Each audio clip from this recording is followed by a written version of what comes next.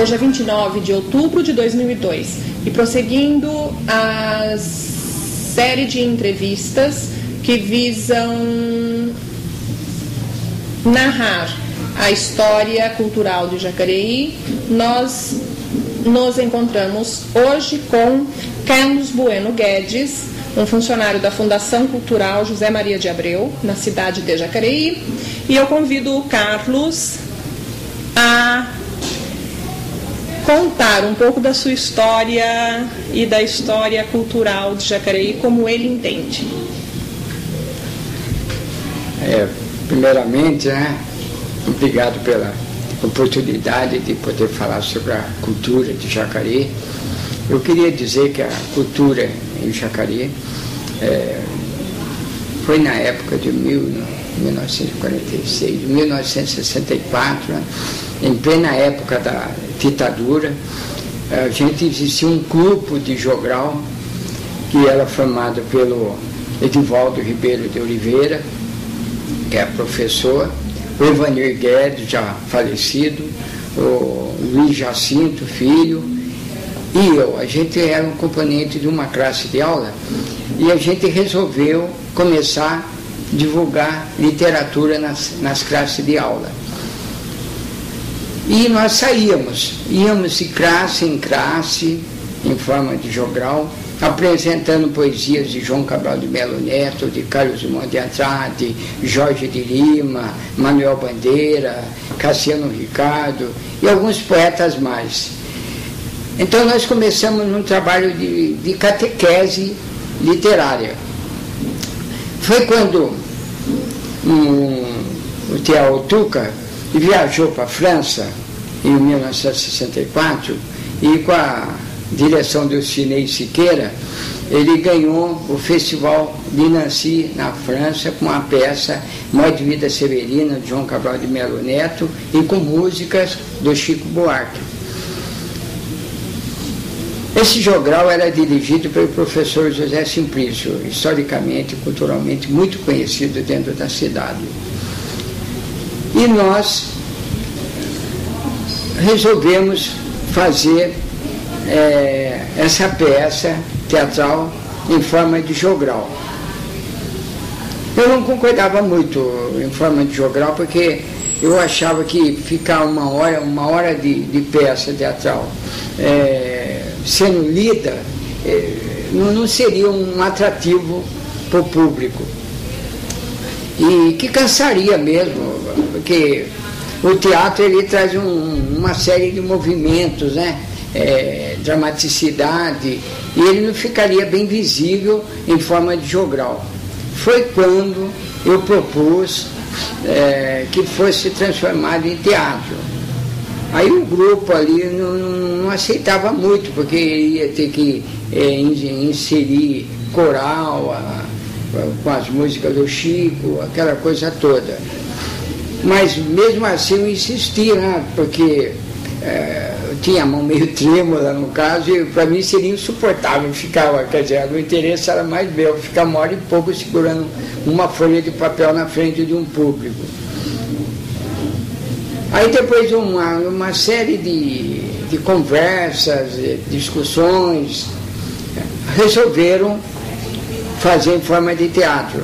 Foi quando surgiu talvez o mais importante movimento teatral da época, porque fazia 20 ou 30 anos atrás, em 1934 mais ou menos, que não se fazia nenhum grupo de teatro fixo, que pudesse ter seu registro. Foi quando surgiu o TEJA, com direção do Zé Simplício, a parte musical era da professora Marli, e tendo nós quatro como figurantes principais, eu, Evanil, o Edivaldo e o Luiz Jacinto. Aí começou toda a movimentação do TEJA 1, que era o núcleo principal. Depois nós montamos Os Inimigos do Mandou Flores, aí surgiu o TEJA 2, que trabalhava o Capucci e outros atores mais, que montaram o Puff do Fantasminha, Os Inimigos Não Mandam Flores, o Dorico Bem Amado, e aí houve um estímulo muito grande, apesar que a gente fazia esse teatro no Sene, e na época era uma dificuldade muito grande, porque a gente teria que não tínhamos spotlight, não tínhamos mesa de som, a música tinha que ser tudo ao vivo, as lâmpadas começavam dentro das latas de leite ninho a explodirem sozinho, entendeu? Quer dizer, a gente tinha 7, 8, 10 latinhas no palco, daqui a pouco um estourava de um lado, estourava do outro, e aí ficou incrementado um núcleo de teatro que foi se desenvolvendo. Depois de um certo tempo, eu comecei a minha carreira assim como escritor de peças de teatro. Foi quando eu escrevi a Lata de Graxa número 1, Lata de Graxa número 2, que eu procurava assim, mostrar que existia uma nuvem negra, uma graxa preta, né, para ilustrar o sapato dos burgueses, né? Aí, na época, eu estava num processo meio mais anarquista que socialista, porque a minha visão era mais uma visão assim de crítica à sociedade de consumo do que de aceitação de tudo que estava sendo feito. Aí fui conhecer em São Paulo as montagens de Vitor Garcia em cima de cemitério de automóveis, em cima do balcão. Fui conhecer também Antoni Artaud, que é uma figura expoente do teatro da crueldade. E até que eu recebi uma notícia que eu deveria sair de Jacareí, porque tanto eu como o professor Simplício, a gente estava sendo visado pelas autoridades para ser preso. Era quando eu fui para a Bahia e surgiu o ato institucional número 5, promulgada na época pelo Costa e Silva. E aqui em São Paulo, Tom Zé ganhava com a música São Paulo, lembra aquela música? E aí fiquei durante 6 meses na Bahia, quando acabei sendo preso. Fiquei 4, 5 dias, torturas pequenas, não vou mentir que as torturas foram grandes, porque elas foram mais psicológicas do que físicas, né? E passou 6 meses, eu voltei, foi quando eu estava fazendo a faculdade, tive que interromper, parei com tudo. Foi quando voltei para Jacareí e comecei a assumir outros tipos de responsabilidade, principalmente pela parte que me tocava. Eu estudava muito literatura, porque era uma coisa que era minha paixão. Eu já tinha uma experiência com teatro, já uma experiência como ator. E aí eu comecei, os grupos teatrais começaram a promover aqui, foi no governo do Dr. Telmo, até eu estive nessa época quase que ausente de todas as atividades culturais, não por problema político, mas por problema pessoal. Foi quando surgiu o primeiro Festival Internacional de Teatro, porque com a chegada, isso foi parte muito importante, eu não esqueci de citar, que com a chegada do Moisés Miatikovsky, houve um estímulo muito grande com alguns grupos teatrais, porque eram tantos atores que iam no Santa Helena fazer teatro, que ele foi dividido em diversos segmentos, né? Aí tinha o Coca, tinha o Beto Fonseca, tinha o Feu, tinha o Cane, tinha hoje artistas que estão... Isso na década de 90 já? Já na década de 90 e pouco. Aí se fez o primeiro Festival Internacional de Teatro, que era teatro cedo, à tarde, à noite, e já estávamos entrando no governo do Beni, da Ludmilla, um outro governo que esse grupo acabou se revoltando, né, contra a atuação do Moisés Miatikovsky. Foi quando foi chamado o Atu de São José dos Campos, né, para poder dar esse curso que que era dado para a formação dos atores, né?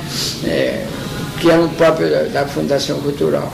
Eu também tive uma passagem pela diretoria de cultura, na época de 60, quando era Eunice Rico, era diretora, o Antônio Nunes de Moraes Júnior era prefeito, e foi uma época também muito importante, porque a gente pôde trazer grandes atores, como Raul Cordes, que com a peça Creta Carpo, quem diria, acabou no Irajá, peça do Jean Francisco Guarnieri, pudemos, a cultura sempre, eu acho que a cultura aqui no Vale sempre viveu uma euforia muito grande, né? Na parte musical, a gente tinha o Jaime, a Nair, o Chuim, que hoje ministra aula na Fundação Cultural aqui da nossa cidade, e o Elber Betac, o Carlinhos Rocha, o Jorjão Carvalho, né, que também começou a acompanhar Ney Mato Grosso, Elba Ramalho. Então, Jacareí constava talvez como uma cidade de maior prestígio aqui em termos de cultura do Vale do Paraíba mesmo, né? E eu acredito que apenas na área de literatura, que eu vou voltar a falar mais tarde, é que o Jacareí não conseguiu reestruturar a sua caminhada, talvez por falta de um estímulo que eu chamaria um estímulo interior, o estímulo da criatividade. Pessoas que se repetiam dentro de obras assim, que contrabalançava entre coisas boas e coisas ruins. Tanto que saiu a primeira antologia de poetas de Jacareí, que avaliei como ruim, a segunda como ruim, entendeu? Por que eu avaliava como ruim? Porque algumas pessoas confundiam, né? Pensam que escrever poesia é falar de batatinha, ou é rimar ação com coração, era uma coisa muito falha. Eu vou entrar mais tarde na parte da Academia Jacariense de Letras, né? Então, como eu estava falando, então nessa parte de teatro houve esse rompimento. Então os grupos se dividiram e individualmente eles ficaram isolados. Eu sempre critiquei os artistas na cidade por essa falta de entrosamento de artes, né? Por exemplo, o Beto Fonseca não vai assistir uma peça do Coca, o Coca não vai assistir uma peça do Feu, entendeu? Existe aquele bairrismo cultural. Eu sempre achei que, eu dei um curso de cinema no Santa Helena, antes do Cinema Rui, e eu sempre falei que deveria sempre haver dentro da cidade de Jacareí uma integração das artes. As artes integradas. Quem faz dança tem que ver um espetáculo teatral. Quem faz teatro ou faz dança tem que ver um filme. Se a dança depende de uma música, eles também têm que conhecer, seja um trabalho do Stockerhaus, seja um trabalho do Villa-Lobos, um trabalho do Mozart, do Beethoven. Sempre deve ficar, a obra de arte ficar permeado dentro dessas conquistas. Então, eu acredito que a gente acaba culturalmente crescendo um pouco dentro da cidade por essas questões, assim, que eu não diria ideológicas, mas questões individuais, questões psicológicas, né? Então, a Fundação Cultural, ela surgiu assim,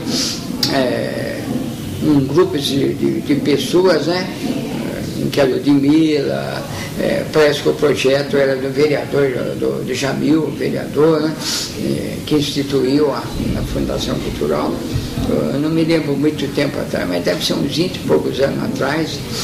E essa Fundação Cultural, ela surgiu para tentar centralizar toda a forma de cultura dentro da cidade. Então existe o presidente, um diretor uma gerência de coordenação cultural e os agentes culturais.